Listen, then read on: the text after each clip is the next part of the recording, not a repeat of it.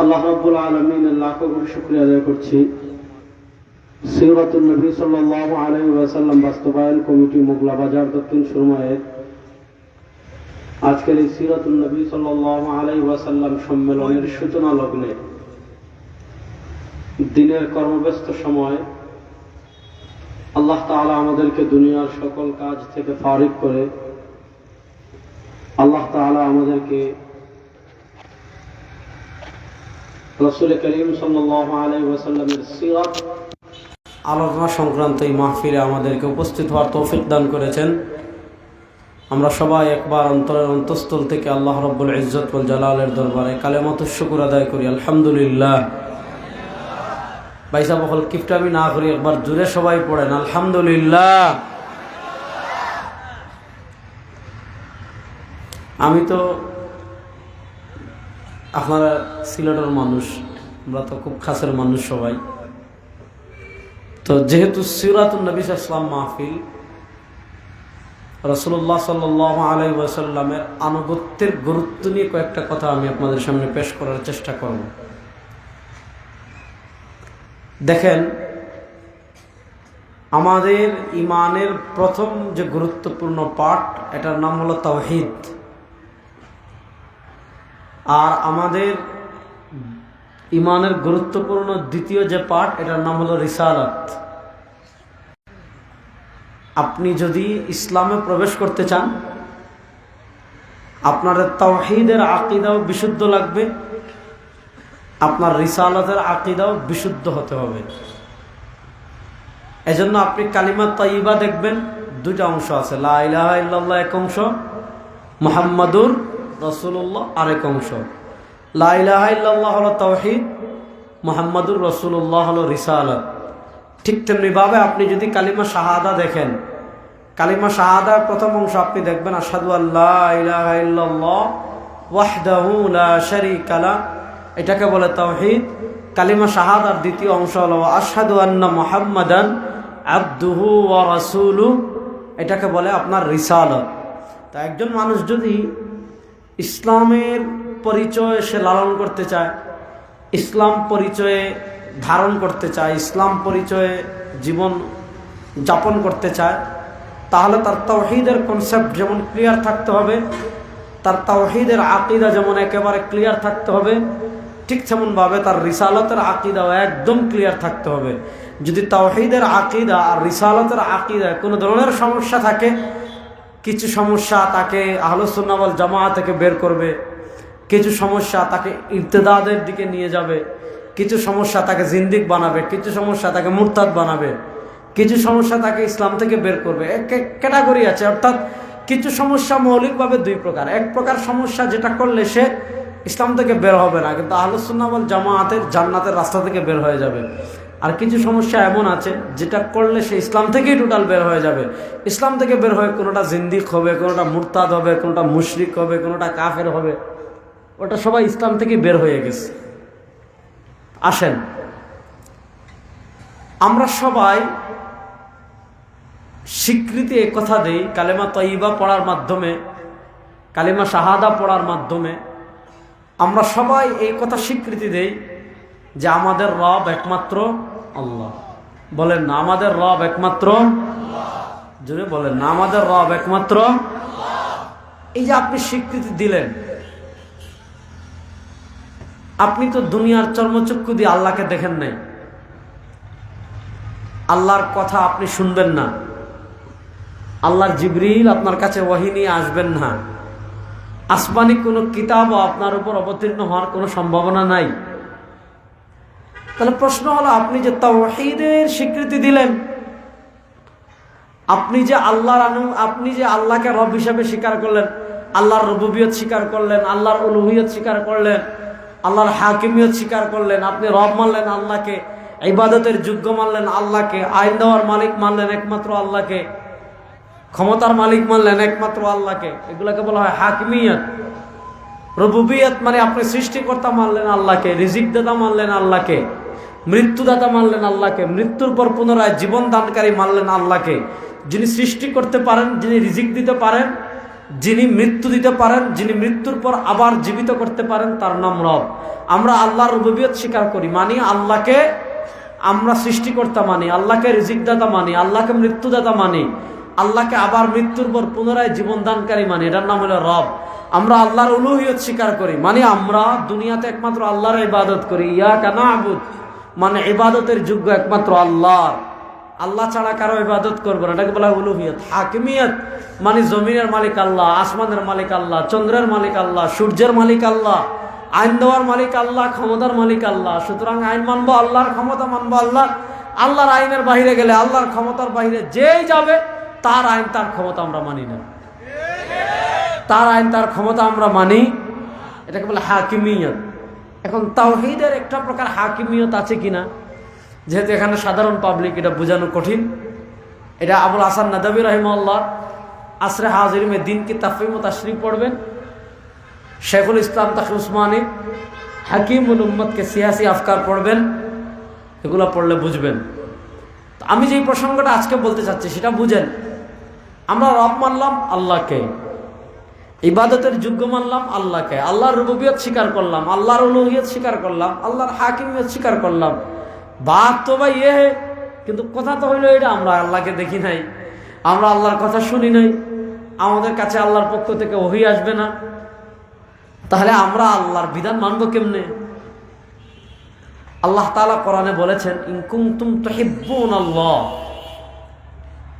যদি তোমরা আল্লাহকে মহব্বতের দাবি করো, ফাত্তাবিউনি, তাহলে আপনার জন্য আবশ্যক হলো ইত্তিবায়ে রাসূল।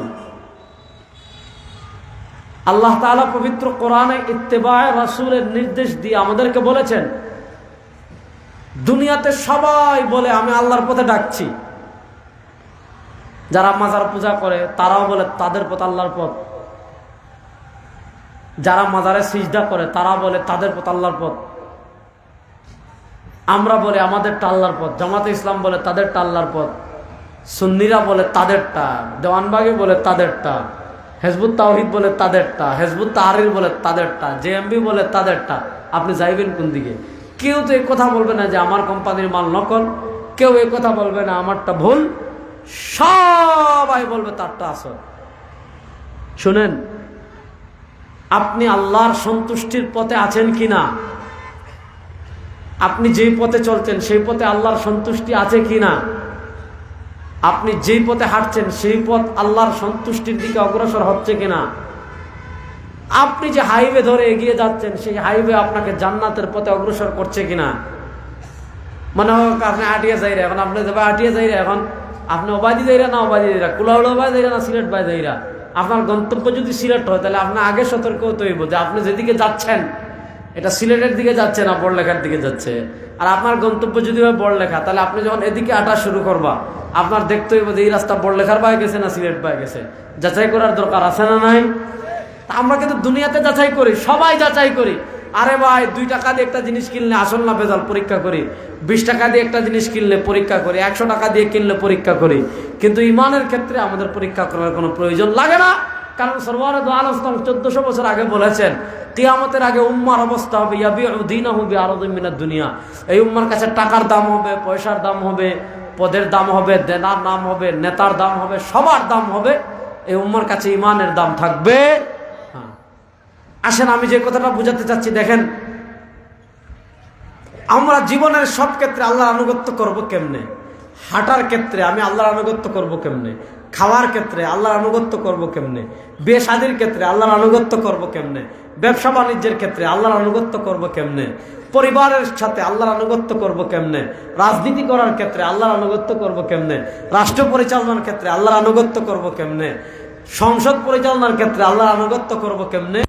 আল্লাহ তাআলা পবিত্র কোরআনে বলেছেন, আপনি নিজে একটা পথ বানাইয়া এটা আল্লাহর পথ বললে হবে না। আপনার মন গড়া আপনি যা মন চায় তা করলেন, বলে এটা আল্লাহর পথ। আমাদের বাংলাদেশে একটা দলের নামই আছে, এই দলের নাম হলো আল্লাহর পথ। আপনারা, আমরা সিলেট তো অবশ্য নাই, আপনারা জানার কথাও না। আমাদের বাংলাদেশে মানে এটা বাসমান না, মানে নাম এত প্রসিদ্ধ না, মানে ভিতরে ভিতরে যুবকদেরকে বিভ্রান্ত করার জন্য একটা দল আছে, যে দলের নাম হলো আল্লাহর দল। আজ আসলে আপনি আল্লাহর দলে আছেন কিনা বুঝবেন কেমনে? আল্লাহ বলেন আপনি হাঁটার ক্ষেত্রে এমন ভাবে হাঁটছেন কিনা যে হাঁটলে আল্লাহ সন্তুষ্ট হন। আল্লাহ বলে এটা বুঝবেন কেমনে? আপনি তো আল্লাহকে দেখবেন না, আল্লাহ তো হাঁটেন না। আল্লাহ তাআলা তো অঙ্গ প্রত্যঙ্গ থেকে পবিত্র। এটা আহলুস সুন্নাহ ওয়াল জামাতের স্বীকৃত আকীদা। ইমাম আবু জাফর তাহাবী রাহমাতুল্লাহ আলাইহি আকীদাতুত তাহাবীতে বলেছেন, তাআলা আনিল হুদুদ ওয়াল গায়াত ওয়াল আরকান ওয়াল আ'যা ওয়াল আদওয়াত। আল্লাহ তাআলা সব ধরনের সীমা, পরিসীমা, অঙ্গ প্রত্যঙ্গ, দিক, সীমা পরিসীমা, অঙ্গ প্রত্যঙ্গ, দিক, এগুলা মাখলুকের হয়। লাইসা কামিসলিহি শাই। আল্লাহ তাআলা সব ধরনের মাখলুকের সাদৃশ্য থেকে পবিত্র। বলেন আল্লাহ তাআলা সব ধরনের মাখলুকের সাদৃশ্য থেকে, জুড়ে কই না, আল্লাহ তাআলা সব ধরনের মাখলুকের সাদৃশ্য থেকে পবিত্র। এখন আপনি হাঁটার ক্ষেত্রে আল্লাহর সন্তুষ্টি মতো আপনার হাঁটা হচ্ছে কিনা, আপনি খাওয়ার ক্ষেত্রে আল্লাহর সন্তুষ্টি মতো আপনার খাওয়া হচ্ছে কিনা, আপনি ঘুমানোর ক্ষেত্রে আল্লাহর সন্তুষ্টির মতো আপনার ঘুমানো হচ্ছে কিনা, আপনি রাজনীতির ক্ষেত্রে আল্লাহর সন্তুষ্টির মতো আপনার রাজনীতি হচ্ছে কিনা, আপনি বিচার করছেন, বিচার করার ক্ষেত্রে আপনি আল্লাহর সন্তুষ্টির মতো বিচার করছেন কিনা, আপনি রাষ্ট্র পরিচালনা করছেন, রাষ্ট্র পরিচালনার ক্ষেত্রে আল্লাহর সন্তুষ্টির মতো আপনি রাষ্ট্র পরিচালনা করছেন কিনা, আপনি এমপি হয়েছেন, এমপি হয়ে আল্লাহর সন্তুষ্টির মতো জনগণের খিদমত করছেন কিনা বুঝবেন কেমনে? আল্লাহ তাআলা কোরআনে নিজেই বলেছেন আপনি আল্লাহর সন্তুষ্টির পথে আছেন কিনা বুঝবেন কেমনে? মাইয়ুতির রাসূল ফাকাদ আতা আল্লাহ। দেখো তোমার খাওয়া সরওয়ার দু আলম সাল্লামের খাওয়ার সাথে মিলে কিনা, তোমার হাঁটা সরওয়ার দু আলম সাল্লামের হাঁটার সাথে মিলে কিনা, তোমার পোশাক সরওয়ার দু আলম সাল্লাল্লাহু আলাইহি ওয়াসাল্লামের পোশাকের সাথে মিলে কিনা, তোমার ঘুমানো সরওয়ার দু আলম সাল্লাল্লাহু আলাইহি ওয়াসাল্লামের ঘুমানোর সাথে মিলে কিনা, তোমার ফ্যামিলি পরিচালনা সরওয়ার দু আলম সাল্লাল্লাহু আলাইহি ওয়াসাল্লামের ফ্যামিলি পরিচালনার সাথে মিলে কিনা, তোমার ব্যবসা সরওয়ার দু আলম সাল্লাল্লাহু আলাইহি ওয়াসাল্লামের ব্যবসার সাথে মিলে কিনা, তোমার রাজনীতি সরওয়ার দু আলম সাল্লাল্লাহু আলাইহি ওয়াসাল্লামের রাজনীতির সাথে মিলে কিনা, তোমার রাষ্ট্র পরিচালনা সরওয়ার দু আলম সাল্লাল্লাহু আলাইহি ওয়াসাল্লামের রাষ্ট্র পরিচালনার সাথে মিলে কিনা, তোমার সংসদ পরিচালনা সরওয়ার দু আলম সাল্লাল্লাহু আলাইহি ওয়াসাল্লামের সংসদ পরিচালনার সাথে মিলে কিনা, তোমার নেতৃত্ব সরওয়ার দু আলম সাল্লাল্লাহু আলাইহি ওয়াসাল্লামের নেতৃত্বের সাথে মিলে কিনা, অধীনস্থের সাথে তোমার আচরণ সরওয়ার দু আলম সাল্লাল্লাহু আলাইহি ওয়াসাল্লামের আচরণের সাথে মিলে কিনা, কর্মচারীদের সাথে তোমার আচরণ সরওয়ার দু আলমের আদর্শের সাথে মিলে কিনা, ছাত্রের সাথে তোমার আচরণ সরওয়ার দু আলমের আদর্শের সাথে মিলে কিনা, স্ত্রীর সাথে তোমার আচরণ সরওয়ার দু আলম সাল্লাল্লাহু আলাইহি ওয়াসাল্লামের আদর্শের সাথে মিলে কিনা। মাইয়ুতির রাসূল ফাকাদ আতা আল্লাহ। আপনি হাঁটার ক্ষেত্রে আল্লাহর আনুগত্য করতে চাচ্ছেন, সরওয়ার দু আলমের অনুসরণ করেন। যারা জীবনের সব ক্ষেত্রে সরওয়ার দু আলম সাল্লাল্লাহু আলাইহি ওয়াসাল্লামের আনুগত্য করবে ফাকাদ আতা আল্লাহ। সরওয়ার দু আলম সাল্লাল্লাহু আলাইহি ওয়াসাল্লামের আনুগত্য করার অর্থ হলো আল্লাহর আনুগত্য করা। এবার আপনি আল্লাহর প্রিয় হতে চাচ্ছেন, আল্লাহর আপন হতে চাচ্ছেন, আল্লাহর নিকটবর্তী হতে চাচ্ছেন, আল্লাহর জান্নাত লাভ করতে চাচ্ছেন, আর সরওয়ার দু আলম সাল্লাল্লাহু আলাইহি ওয়াসাল্লামের আদর্শ আপনার ভিতর নাই, আপনার বাপের মাতামে, আপনি কেমনে আল্লাহর প্রিয় হবেন? আমি কথাটা বুঝাইতে পারি নাই। এখন আপনি বিপ্লব করে ফেলবেন ইসলামে, কিন্তু আপনার মাঝে ইসলাম নেই, আছে না নাই? শুনেন, একটা জিনিস ভালো করে বুঝবেন, ইসলাম পরিপূর্ণ জীবন বিধান। বলেন ইসলাম পরিপূর্ণ, কথা মাত বোঝাইলে না মনে হয়, ট্রেন যাচ্ছে না, যাক। ইসলাম পরিপূর্ণ জীবন বিধান, এই কথা আমার সাথে আগে বলেন। ইসলাম পরিপূর্ণ। দেখেন আপনি হাঁটবেন কেমনে, এটা ইসলামে আছে না? মাতেন না? আপনি খাইতা কিলা ইসলামও আছে না? আপনি ঘুমাইতো কিলা ইসলামে আছে না? আচ্ছা, যে ইসলামে আপনাকে খাওয়া শিখাইছে, হাঁটা শিখাইছে, ঘুমানো শিখাইছে, সেই ইসলামে পোশাক কেমনে পরবেন? ইসলামে নাই? অবশ্যই আছে। সেই ইসলামে দাড়ি রাখবেন কিনা, এটা ইসলামে নাই? অবশ্যই আছে। শুনেন, ইসলামের সব বিধান মানতে আপনি বাধ্য। পোশাকের ক্ষেত্রে যেমন আপনাকে ইসলাম মানতে হবে, শরীরের অবয়ব তেমন আপনাকে ইসলাম মানতে হবে। এমন না রাজনীতিতে ইসলাম মানতে গিয়ে আপনি পোশাককে বিসর্জন দিবেন, এমন না রাজনীতিতে ইসলাম মানতে গিয়ে সরওয়ার দু আলমের কোন সুন্নাহকে আপনি বিসর্জন দিবেন। ইসলামে যেমন রাজনীতি আছে, ইসলামে যেমন রাষ্ট্র পরিচালনা আছে, ইসলামে যেমন সমাজ পরিচালনা আছে, ইসলামে যেমন সমাজ নেতৃত্ব আছে, ইসলামে যেমন পোশাক আছে, ইসলামে যেমন দাড়ি আছে, সব কিছু আছে। আল্লাহ তাআলা পবিত্র কোরআনে আমাদেরকে বলেছেন ইয়া আইয়ুহাল্লাযীনা আমানু দুখুলু ফিস সিলমি কাফা। আরে ইহুদিদের স্বভাব ছিল যেটা মতের পক্ষে আসে ওইটার ক্ষেত্রে ইসলাম মানে, যেটা মতের বিপক্ষে যায় ওইটার ক্ষেত্রে ইসলাম মানে না, যেটা দলের পক্ষে আসে ওইটার ক্ষেত্রে ইসলাম মানে, যেটা দলের বিপক্ষে যায় ওইটার ক্ষেত্রে ইসলাম মানে না, যেটা নেতার পক্ষে আসে ওইটার ক্ষেত্রে ইসলাম মানে, যেটা নেতার বিপক্ষে যায় ওইটার ক্ষেত্রে ইসলাম মানে না, যেটা নেত্রীর পক্ষে আসে ওইটার ক্ষেত্রে ইসলাম মানে, যেটা নেত্রীর বিপক্ষে যায় ওইটার ক্ষেত্রে ইসলাম মানে না। আল্লাহ তাআলা আমাদেরকে বলেছেন ইয়া আইয়ুহাল্লাযীনা আমানু দুখুলু ফিস সিলমি কাফা। আরে যারা সরওয়ারে দু আলমের আদর্শ বাস্তবায়নের স্বপ্ন দেখবে, যারা সরওয়ারে দু আলমকে উসওয়া মানবে, যারা সরওয়ারে দু আলমকে আদর্শ মানবে, তারা তাদের খাওয়া থেকে নিয়ে রাষ্ট্র পরিচালনা পর্যন্ত, তারা তাদের ঘুমানো থেকে নিয়ে রাষ্ট্র পরিচালনা পর্যন্ত, তারা তাদের হাঁটা থেকে নিয়ে রাজনীতি পর্যন্ত জীবনের কোন ক্ষেত্রে তারা ইহুদিদেরকে ফলো করবে না, খ্রিস্টানদেরকে ফলো করবে না। জীবনের সব ক্ষেত্রে তারা সরওয়ারে দু আলম তাজদারে মদিনা জনাবে মুহাম্মদুর রাসূলুল্লাহ সাল্লাল্লাহু আলাইহি ওয়াসাল্লামকে অনুসরণ করবে। সব ক্ষেত্রে অনুসরণ করতে হবে।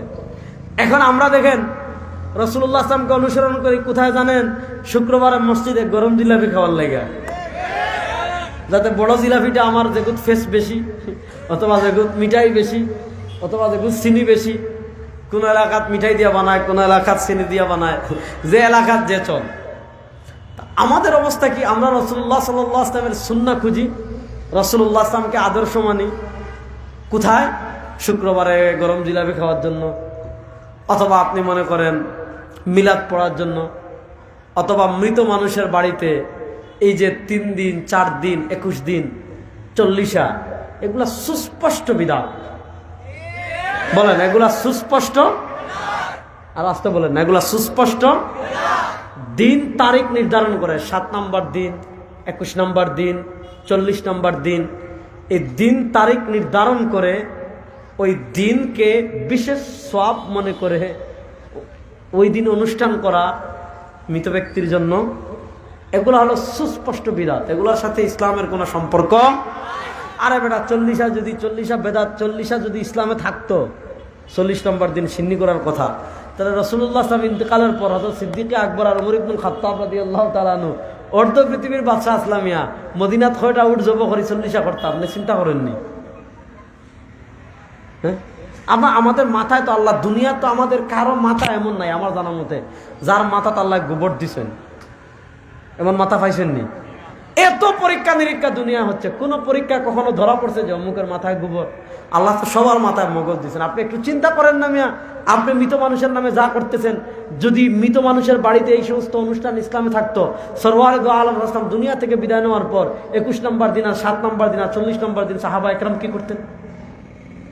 সারা দুনিয়ার সব সম্পত্তি বিক্রি করে আমি সাহাবা একরাম 40 করতেন।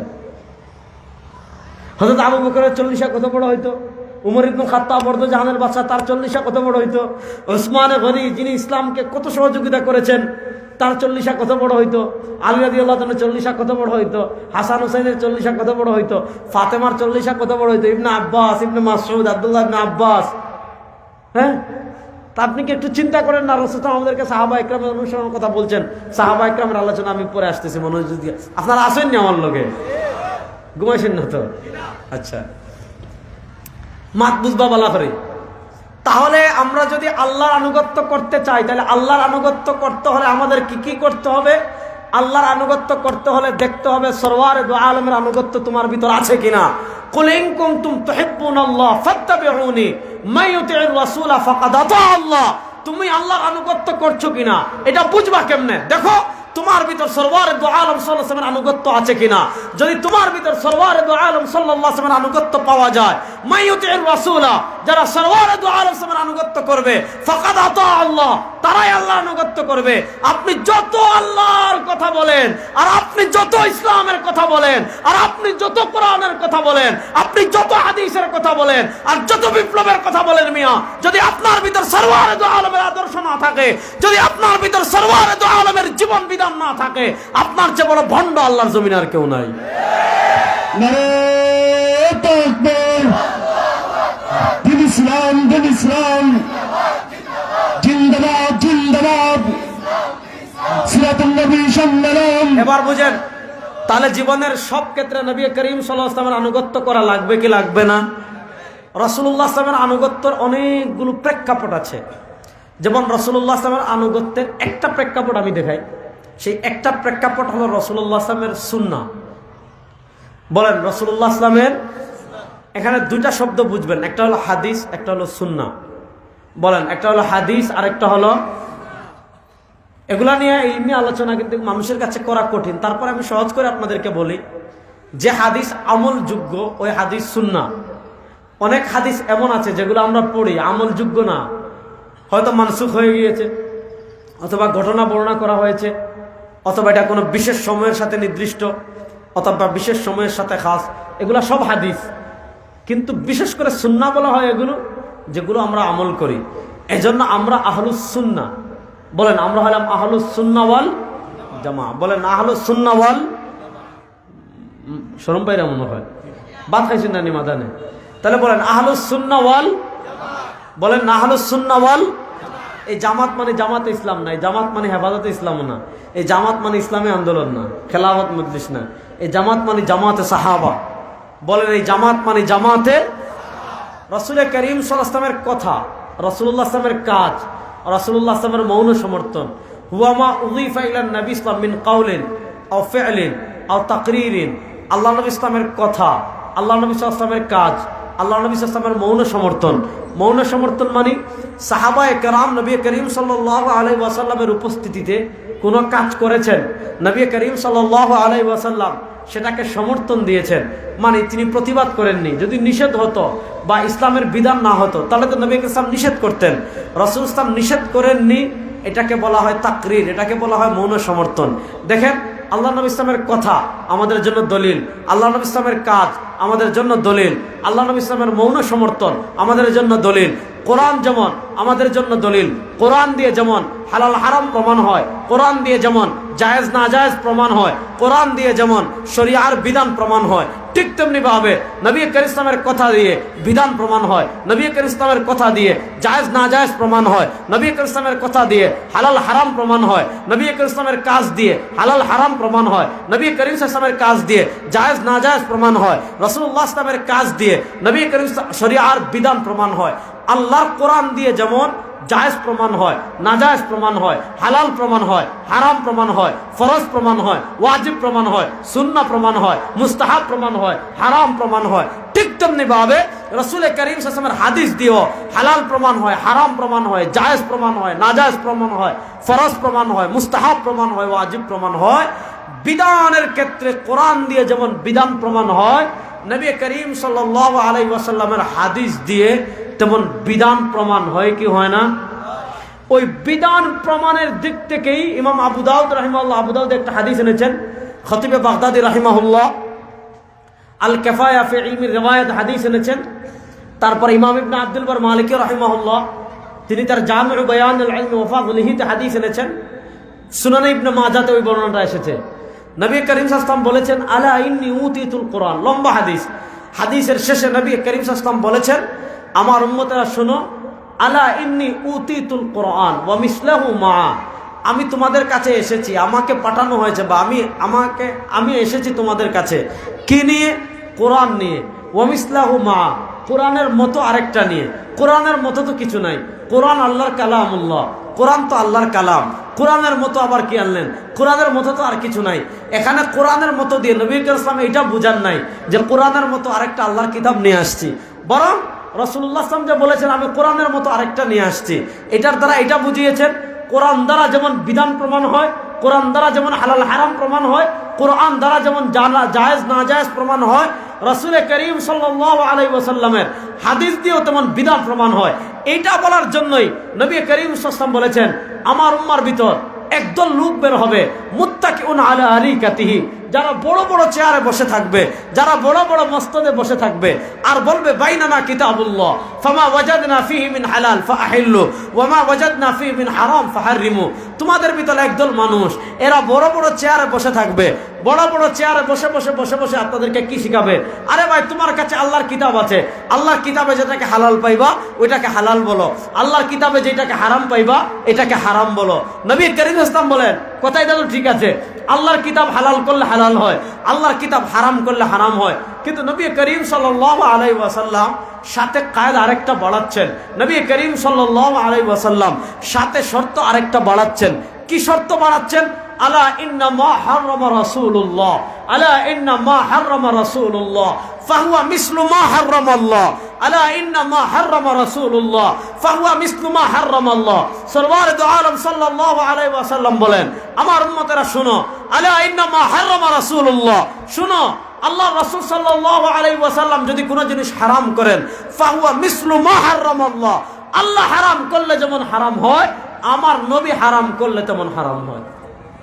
যেমন আমি সহজ করে বুঝাই, আমরা আমার বাড়িতে এখান থেকে বেশি দূর না, কানাইঘাট তালবাড়ি। আচ্ছা, আপনারা হকটা একটা মাসলা জিগাই, কুত্তার গু খাওয়া হালাল না হারাম? মাতুন না দেখি, কুত্তার গুস্ত খাওয়া হালাল না হারাম? আমরা সিলেট বান্দরের টিল্লা আছে নি, দেখছেন না নি? বান্দরের টিল্লা, বান্দর দরিয়া জব করি গুস্ত খাওয়া হালাল না হারাম? মদ খাওয়া, মাতুন না জুড়ে হকা একটু, মদ খাওয়া যেমন হারাম, কুকুরের গুস্ত খাওয়া তেমন হারাম, বানরের গুস্ত খাওয়া তেমন হারাম। এখন প্রশ্ন হলো, মদ খাওয়া হারাম প্রমাণ হয়েছে কোরআন দিয়ে, ইন্নামাল খামরু ওয়াল মাইসিরু ওয়াল আনসাব ওয়াল আজলাম রিজসুম মিন আমালিশ শাইতান। মদ খাওয়া হারাম প্রমাণ হয়েছে কোরআন দিয়ে। আর নবী করিম ইসলাম বলেছেন, আল্লাহর কোরআন দিয়ে হারাম করলে যেমন হারাম হয়, সরওয়ার দু আলম সাল্লাল্লাহু আলাইহি ওয়াসাল্লাম হারাম করলে তেমন হারাম হয়। আমরা এজন্য মদ খাওয়াকে যেমন হারাম মনে করি, কুত্তার গুস্তকে তেমন হারাম মনে করি। মদ খাওয়াকে যেমন হারাম মনে করি, কুত্তার গু খাওয়া তেমন হারাম মনে করি। মদ খাওয়াকে যেমন হারাম করি, বানরের গুস্ত খাওয়া তেমন হারাম করি। প্রশ্ন হলো, কুত্তার গুস্ত খাওয়া কোরআন দিয়ে হারাম হয় নাই, বানরের গুস্ত খাওয়া কোরআন দিয়ে হারাম হয় নাই। মানুষের পেশাব খাওয়া, মানুষের পেশাব খাওয়া কোরআন দিয়ে হারাম হয় নাই, বরং এগুলো হারাম হয়েছে হাদিস দিয়ে।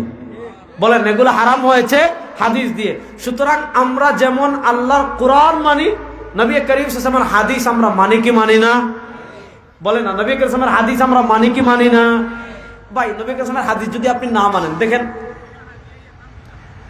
আমরা মাছ খাইনি, আপনারা জেঙ্গার মানুষ তো আর খাইন না, প্রথম শুনলাম আমরা মাছ খাইনি। একদম ইনসাফের সাথে উত্তর দিবা, মুগলা বাজার যে সময় বিকালে মাছ লইয়া বয়, খুব মনোযোগ দিয়া বুঝক্কা, মুগলা বাজার যে সময়, আপনার মাছের বাজার বিকালে না সকালে? বিকালে। আচ্ছা, মুগলা বাজার যখন বিকালে মাছ লইয়া বয়, বাজারের মাছের যে যারা মাছের ইয়ে লইয়া মানে মাছের এটা দেখতে হয়, মাছের তাল লইয়া যে মাছ রাখে, এই তালত জীবিত মাছ বেশি থাকে না মরা মাছ বেশি? মরা মাছ বেশি।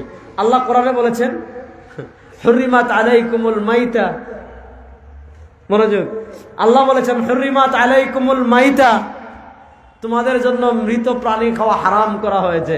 আপনি টেংরা মরা খাইরা, ফুটি মরা খাইরা, মরা জিটা মাছ পাওয়া যায় দুইটা, ওই পাঙ্কাস নয় তেলাপিয়া, যেটা পানি দিয়ে মানে চাষ করে লইয়া, পাঙ্কাস আর তেলাপিয়া ছাড়া আমার অভিজ্ঞতা হলে বেশিরভাগ মাছ আপনি মরা পাইবা। আর থাইল্যান্ডি মাগুর যেগুন আছে অস্ট্রেলিয়ার, যেগুন মানে চাষের মাগুর হিং, অগুনটা হইল জিতা। আর টেংরা মাছ মরা, ফুটি মাছ মরা, মখা মাছ মরা, বাইং মাছ মরা। আল্লাহ বলেন হুররিমাত আলাইকুমুল মাইতা, তোমাদের জন্য মরা প্রাণীকে হারাম করা হয়েছে। আপনি কিন্তু মাছ খাচ্ছেন কেন? মরা, সব মরা হারাম কিনা? প্রশ্ন হলো, কোরআন বলেছে হুররিমাত আলাইকুমুল মাইতা, মৃত প্রাণীকে হারাম করা হয়েছে। এবার প্রশ্ন হলো, আসলে সব মৃত প্রাণী খাওয়া হারাম না কোন মৃত প্রাণী আমি খেতে পারবো? সেটা সীমারেখা টেনে দিয়েছেন, সেটার সীমান্ত এঁকে দিয়েছেন সরওয়ার দু আলম সাল্লাল্লাহু আলাইহি ওয়াসাল্লাম। রাসূল করিম সাল্লাল্লাহু আলাইহি ওয়াসাল্লাম আমাদের জন্য দুইটা মৃত প্রাণীকে হালাল করে দিয়েছেন, একটা হলো মাছ আর হলো টিড্ডি। তাহলে বোঝা গেল মাছ খেতে হলে রাসূল করিম সাল্লাল্লাহু আলাইহি ওয়াসাল্লামের হাদিসের প্রয়োজন আছে না নাই? আরো বহু কথা, আমরা নামাজ পড়ি কয় ওয়াক্ত? মাথুন না, নামাজ পড়ি কয় ওয়াক্ত? 5 ওয়াক্ত। কথা হলো 5 ওয়াক্ত নামাজ আপনি কোরআনে পাবেন না। কোরআনে এতটুকু পাবেন, আকিমুস সালাহ, নামাজ প্রতিষ্ঠা করো।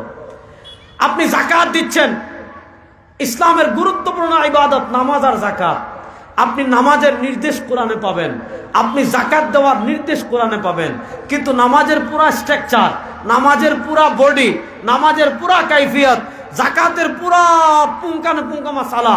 আল্লাহ শুধু এতটুকু বলেছেন আতুজ জাকাত, জাকাত দাও। প্রশ্ন হলো কোন জিনিসের জাকাত দিব, কোন জিনিস কতদিন থাকলে জাকাত দিব, কোন জিনিস কত পার্সেন্ট থাকলে জাকাত দিব, কোন জিনিসের কতটুকু জাকাত দিব। এত বিস্তারিত ডিটেলস আপনি কোরআনে পাবেন না। কোরআনে শুধু এতটুকু পাবেন আতু যাকাত, যাকাত দাও। বিস্তারিত ব্যাখ্যা করেছেন সরওয়ারে দু আলম সাল্লাল্লাহু আলাইহি ওয়াসাল্লাম। কোরআনে শুধু এতটুকু পাবেন আকিমুস সালাহ, নামাজ পড়ো, কোরআনে নামাজ প্রতিষ্ঠা করো। কোরআনে শুধু এতটুকু পাবেন ফা ইল্লাম তাজিদু মাআন ফাতায়াম্মামু সাঈদান তাইয়্যিবা, যদি পানি না পাও পবিত্র মাটি দিয়ে তায়াম্মুম করো। এখন কিভাবে তায়াম্মুম করব? যেভাবে ওযু করি ওইভাবে না ভিন্নভাবে? আপনি বিস্তারিত ডিটেইলস পাবেন না। আল্লাহ বিধান ব্যাপকভাবে দিয়েছেন আকিমুস সালাহ, নামাজ প্রতিষ্ঠা করো। কেমনে করব, কখন করব, কিভাবে করব? আল্লাহ বিধান দিয়েছেন আতুজ যাকাত, যাকাত দাও। কেমনে দিব, কখন দিব, কিভাবে দিব? আল্লাহ বিধান দিয়েছেন তায়াম্মুম করো। কেমনে করব, কখন করব, কিভাবে করব? আল্লাহ তাআলা বলেছেন ইদা নুদিয়া লিস-সালাতি মিন ইয়াউমিল জুমআ, যখন জুমার নামাজের জন্য ডাকা হবে, কখন ডাকবে, কিভাবে ডাকবে, কোন শব্দ দিয়ে ডাকবে, এত বিস্তারিত ডিটেইলস আল্লাহ কোরআনে দেন নাই। আল্লাহ শুধু কোরআনে ব্যাখ্যা, আল্লাহ শুধু কোরআনে বিধান দিয়েছেন, আল্লাহ শুধু কোরআনে নির্দেশ দিয়েছেন। আর বিস্তারিত ডিটেইলস, বিস্তারিত ব্যাখ্যা দিয়েছেন সরওয়ারে দু আলম তাজদারে মদিনা জনাবে মুহাম্মদুর রাসূলুল্লাহ। এজন্য আবু দাউদ শরীফে ঘটনা আসছে, আল কিফায়াতে ঘটনা একাধিক সনদে আসছে। হযরত ইমরান ইবনে হুসাইন রাদিয়াল্লাহু তাআলা আনহুর কাছে এক ব্যক্তি আসছে। হযরত ইমরান ইবনে হুসাইন রাদিয়াল্লাহু তাআলার কাছে এক ব্যক্তি এসে বলতেছে, ইমরান ইবনে হুসাইন রাদিয়াল্লাহু তাআলা যেহেতু মুহাদ্দিস, তো ইমরান ইবনে হুসাইন রাদিয়াল্লাহু তাআলা মুহাদ্দিস হওয়ার কারণে তিনি হাদিস বর্ণনা করছেন, হাদিস বর্ণনা করছেন, হাদিস বর্ণনা করছেন। এক ব্যক্তি দাঁড়ায় বলছে, আরে আপনি হাদিস খালি বলেন কেন, কোরআন বলেন। বলছে যে আপনি হাদিস হাদিস করছেন, কোরআন বলেন, কোরআনই যথেষ্ট, আর কিছু লাগবে না। ইমরান ইবনে হুসাইন রাদিয়াল্লাহু তাআলা তখন তাকে বলেন ইন্নাকা আহমাক, ইন্নাকা আহমাক, তুমি যে বলছো হাদিস লাগবে না, ইন্নাকা আহমাক, তুমি একটা আহম্মক। মা আহম্মক, এটা আমরা সিলেটি অনুবাদ দিলে আউয়া, একদম একদম মানে সঠিক অনুবাদ দিলে আউয়া, মানে মিয়া তুমি কিচ্ছু বুঝো না মিয়া। ইন্নাকা আহমাক, তুমি একটা আহম্মক। তুমি যে বলো হাদিস লাগবে না, তাজিদু ফি কিতাবিল্লাহ আন্না যুহরা আরবাআন ওয়া আন্নাল আসরা আরবাআন ওয়া আন্নাল মাগরিবা সালাসান ওয়া আন্নাল ইশা আরবাআন। তুমি যে বলো আল্লাহর কোরআন হাদিস লাগবে না, তাহলে তুমি কি আল্লাহর কোরআন থেকে দেখাইতে পারবা জোহরের নামাজের ফরজ 4 রাকাত? তুমি কি কোরআন থেকে দেখাইতে পারবা আসরের নামাজের ফরজ 4 রাকাত? তুমি কি কোরআন থেকে দেখাইতে পারবা মাগরিবের নামাজের ফরজ 3 রাকাত? তুমি কি কোরআন থেকে দেখাইতে পারবা এশার নামাজের ফরজ 4 রাকাত? তুমি কোরআন থেকে দেখাইতে পারবা ফজরের নামাজ 2 রাকাত? না, আল্লাহ তাআলা কোরআনে শুধু নামাজের বিধান দিয়েছেন। এই যে জোহরের নামাজ 4 রাকাত, আসরের নামাজ 4 রাকাত, মাগরিবের নামাজ 3 রাকাত, এশার নামাজ 4 রাকাত, বিতরের নামাজ 3 রাকাত, ফজরের আগের সুন্নত এত রাকাত, ফজরের নামাজ এত রাকাত, জোহরের আগের সুন্নত এত রাকাত, জোহরের পরে এত রাকাত। এই সব বিস্তারিত বিবরণ আমাদেরকে দিয়েছেন জনাবে মুহাম্মদুর রাসূলুল্লাহ সাল্লাল্লাহু আলাইহি ওয়াসাল্লাম।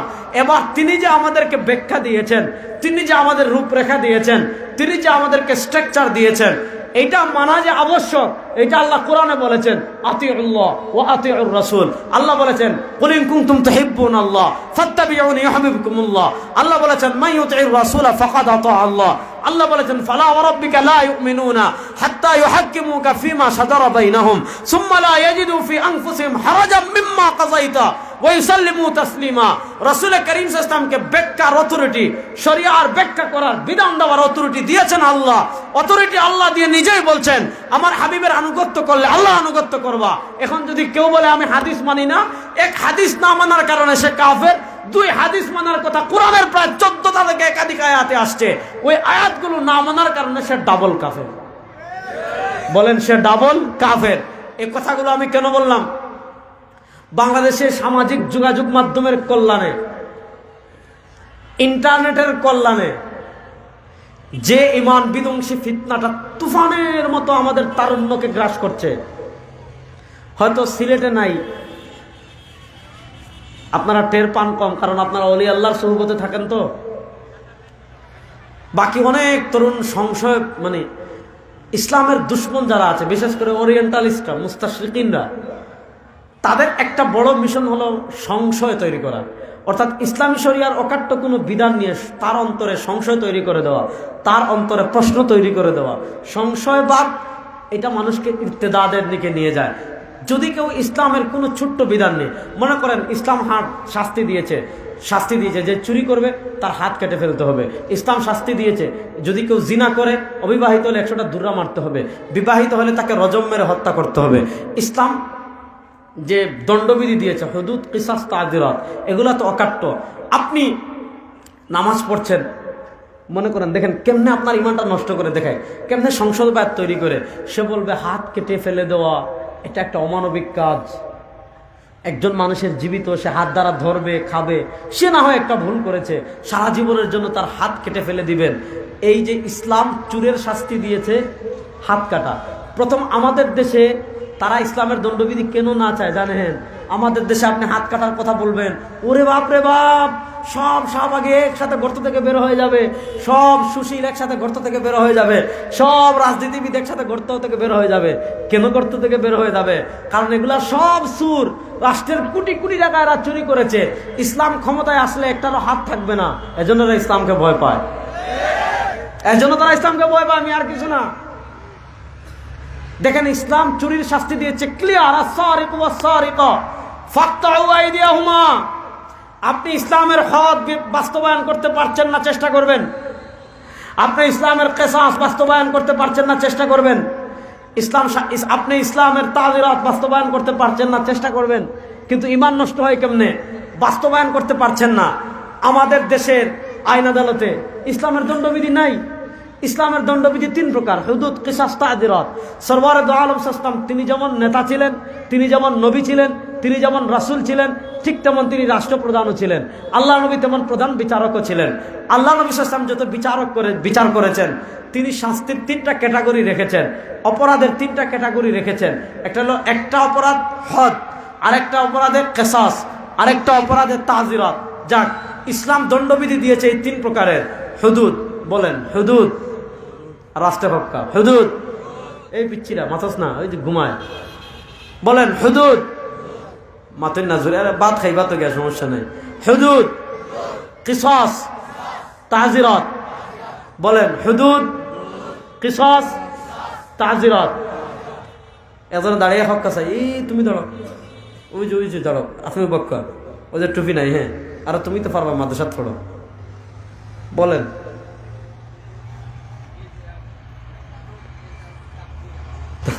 বলেন আমার সাথে বলেন, হুদুদ, কিসাস, তাজিরাত। মনে থাকবে তো? প্লেয়ার তো 10-15টা নাম জিজ্ঞেলে কইতে পারবে। আল্লাহ দ্বীনের মুজাহিদ হিসাবে কবুল করুন। প্রস্তুত আছেন তো ইনশাআল্লাহ? দেখেন ইসলাম দণ্ডবিধি রাসূলুল্লাহ সাল্লাল্লাহু আলাইহি ওয়াসাল্লাম 3 ভাবে বিচার ব্যবস্থা করেছেন। তো আমাদের দেশের আইন আদালতে 2 ভাগে চলে, একটা হলো দেওয়ানি আর হলো ফৌজদারি। তো দেওয়ানি, ফৌজদারি এগুলা দিয়েছে ব্রিটিশ, আর হুদুদ, কিসাস, তাজিরাত এগুলা দিয়েছে কোরআন সুন্নাহ। তাহলে আপনি ব্রিটিশের আইন মানবেন না কোরআন সুন্নাহ? বলেন, আমরা ব্রিটিশেরটা মানবো না কোরআন সুন্নাহটা মানবো? হ্যাঁ, আমাদের দেশ 52 বছর থেকে ব্রিটিশের দেওয়া বিচার দণ্ডবিধি চলছে, দণ্ডবিধির আলোকে পরিচালিত হচ্ছে। আমরা ইসলামী দণ্ডবিধি বাস্তবায়ন করতে পারছি না, কারণ আমরা ইসলামকে রাষ্ট্র ক্ষমতায় নিতে পারিনি। আমরা আমাদের জায়গা থেকে চেষ্টা করব, আমাদের অপূর্ণতাকে আল্লাহ মাফ করে দিতে পারেন। কিন্তু আপনি যদি সুশীলগিরি মারান, এখানে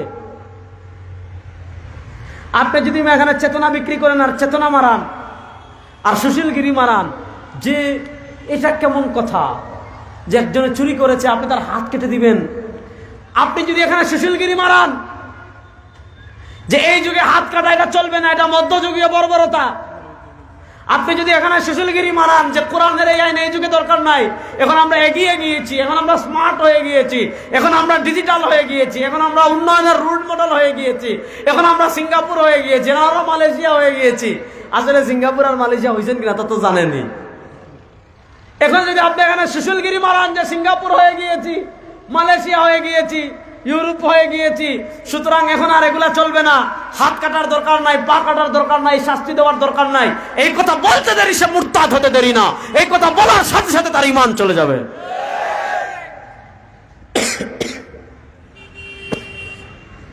তো তাদের সবচেয়ে বড়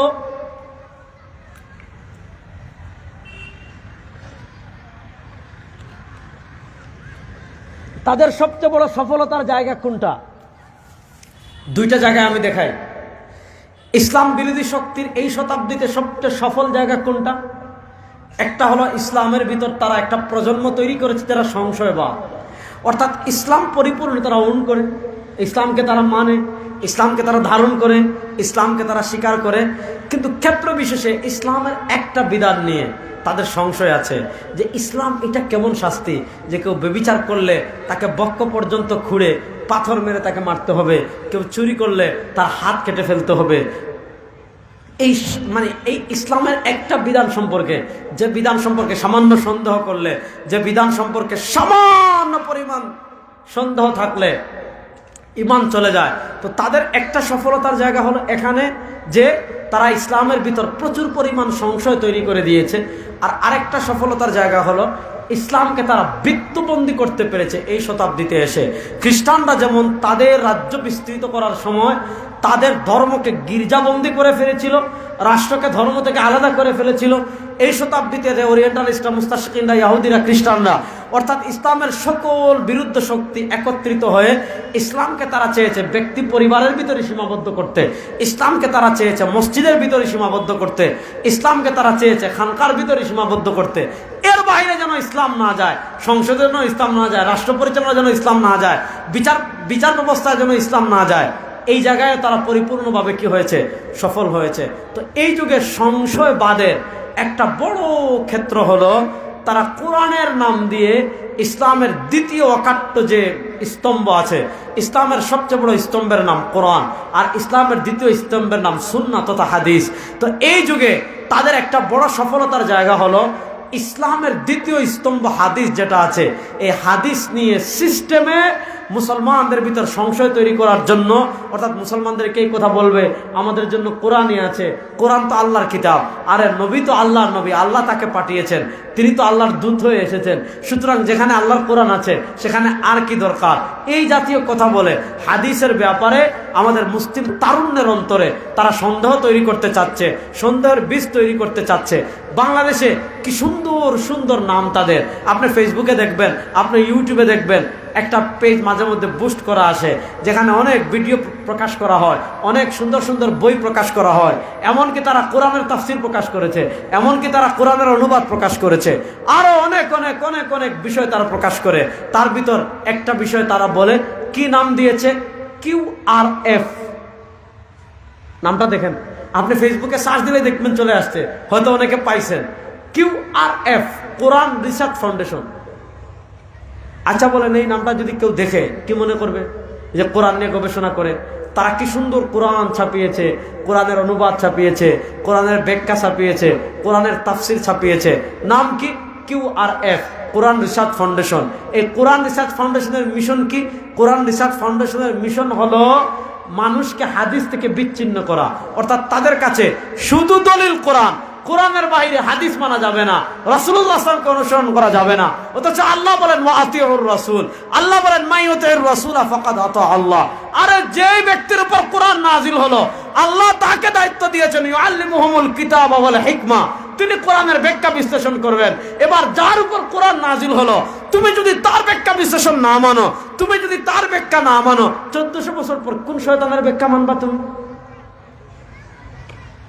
সুতরাং এই ফিতনার যুগে চতুর্দিকে আমাদের ফিতনা, কোরআনের নামে ফিতনা, হাদিসের নামে ফিতনা, আকীদার নামে ফিতনা, সুন্নাহর নামে ফিতনা, মুহাব্বত রাসূলের নামে ফিতনা, রাজনীতির নামে ফিতনা, চতুর্দিকে খালি ফিতনা আর ফিতনা।